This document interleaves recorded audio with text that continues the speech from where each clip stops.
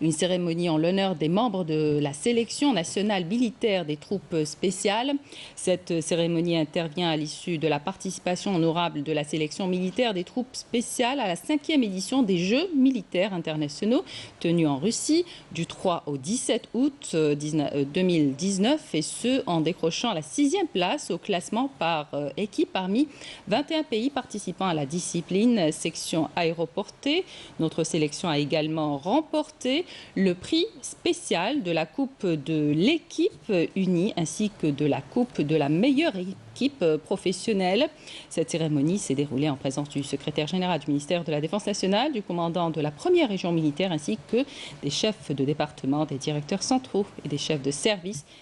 du ministère de la Défense nationale et de l'état-major de l'armée nationale populaire.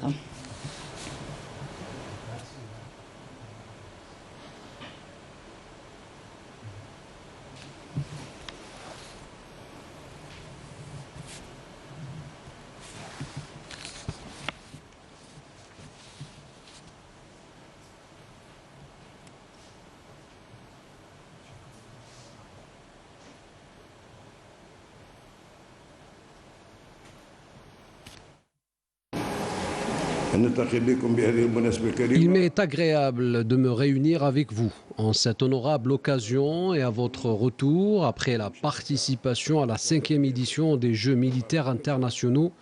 tenus en Russie du 3 au 17 août 2019. Vous qui n'avez épargné aucun effort en donnant le meilleur de vous-même pour aboutir à des résultats satisfaisants, faisant votre fierté et celle de votre armée et votre patrie, l'Algérie.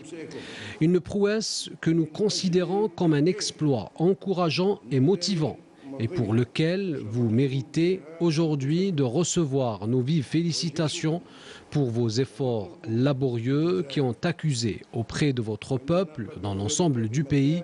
toute la gratitude et l'encouragement. Nous avons suivi avec un intérêt particulier cette compétition, cette persévérance et cette détermination dont vous avez fait preuve tout au long de ce tournoi où vous avez su décrocher avec mérite la 6e place au classement par équipe parmi 21 pays ayant pris part à la discipline de section aéroportée. Cette place honorable, remportée parmi un grand nombre de pays participants,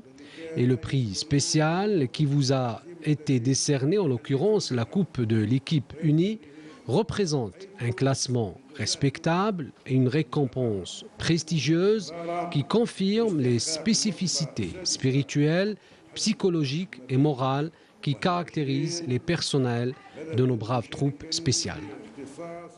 Le général de corps d'armée a également rappelé les grands efforts consentis, l'élan exceptionnel et les grandes étapes franchies depuis 2007 en matière de développement et de la modernisation de l'armée nationale populaire dans tous les domaines. Ces efforts ont pour objectif de former une armée professionnelle dans le cadre de l'attachement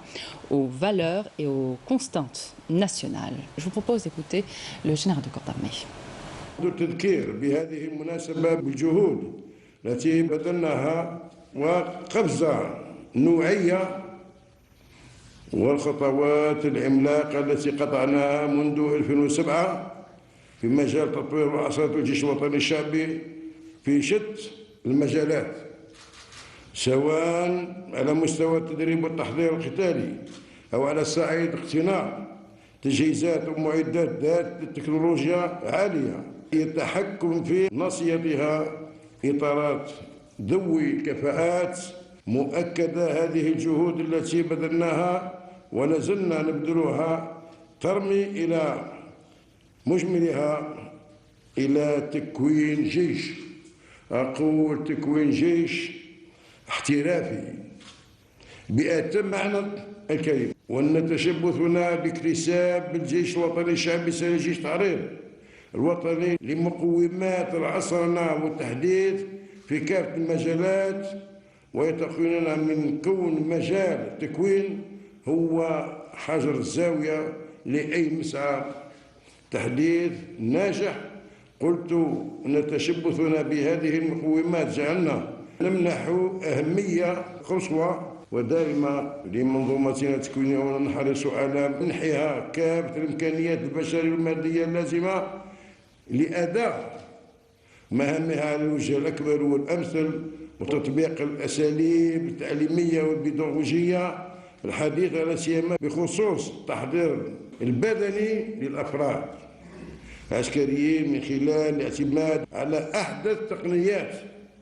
والمقاييس العالمية في هذا المجال وفي هذا الصدد بالذات، وانطلاقا من أهمية تحسين القدرات البدنية لفريقنا الوطني لا سيما أمام فرق دول معروفة لها تجربة طويلة في مثل هذه الدورات الرياضية العسكرية العالية المستوى. وأؤكد مرة أخرى أنه رغم كون النتائج المحققة مرضية وتستحق تشجيع، إلا أننا نتطلع للمزيد والأحسن، وخاصة بالنظر كما أسلفت للإمكانيات التي وفرناها والرعاية التي ما فتينا نوليها لهذا المجال، اهتمام منا بقدراتنا الذاتية الهائلة في أن نكون في مستوى الجيوش، أقول مستوى الجيوش المتقدمة، لن يكون ذلك بالبعيد ولا بالمستحيل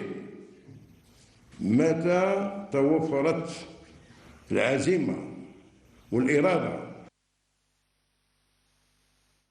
À l'issue, le général de corps d'armée a salué les grandes compétences individuelles, l'esprit de discipline et la ferme détermination dont a fait preuve la sélection nationale militaire des troupes spéciales, les exhortant à aller de l'avant vers de futurs meilleurs résultats et plus de distinctions. Encore une déclaration du général de corps d'armée. إن حضوري بينكم اليوم وإشرافي الشخصي على مراسيم هذا الحفل الرمزي هو دليل قاطع على إيماني الشديد بقدرتكم وإرادتكم الصلبة النابعة من حبكم ووطنكم، من حبكم لوطنكم وسعيكم الدائم والحثيث إلى تشريفه في المحافل الدولية،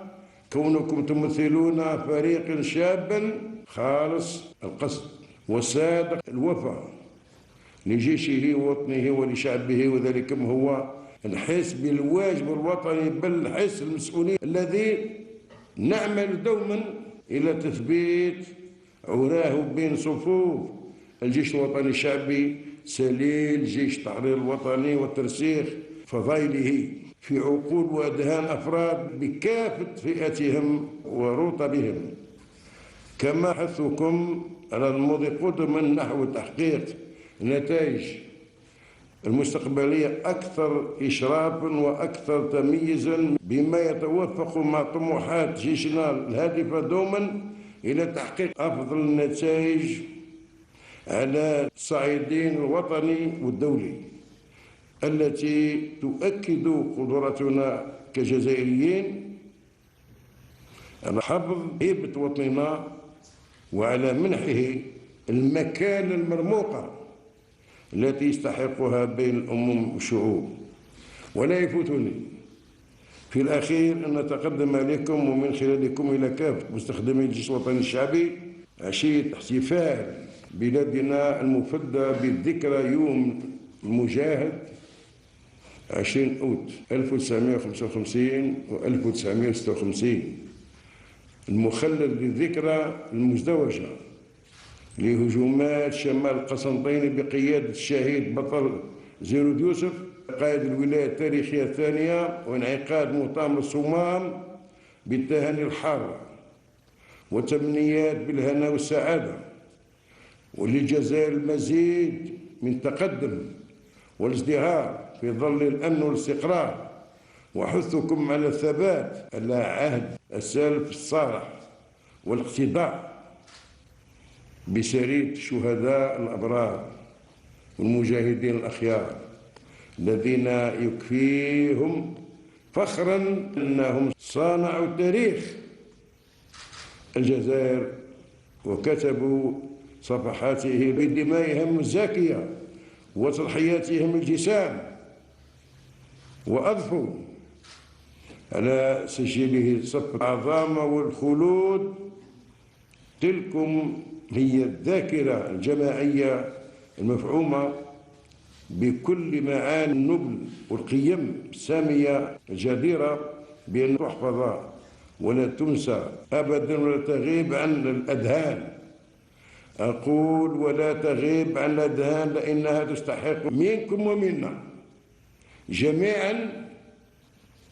كل آيات ثناء إكراما لها ولمن صنعوها. À l'issue, le général de corps d'armée a écouté les interventions des éléments de la sélection nationale qui ont exprimé leur fierté des résultats obtenus dans ce tournoi réalisé grâce aux moyens mis à disposition par le haut commandement de l'armée nationale populaire. La cérémonie a été clôturée par une photo souvenir collective immortalisant cet événement.